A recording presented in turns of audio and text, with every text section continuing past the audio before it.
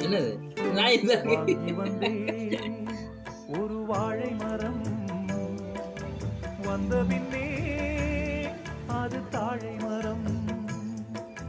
வாங்கி வந்தே ஒரு வாழை மரம் வந்த பின்னே அது தாழை மரம்.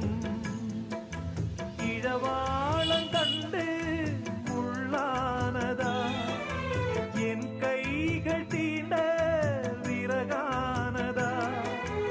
அழுதாலும் தொழுதாலும் வழியே கிடையாதா.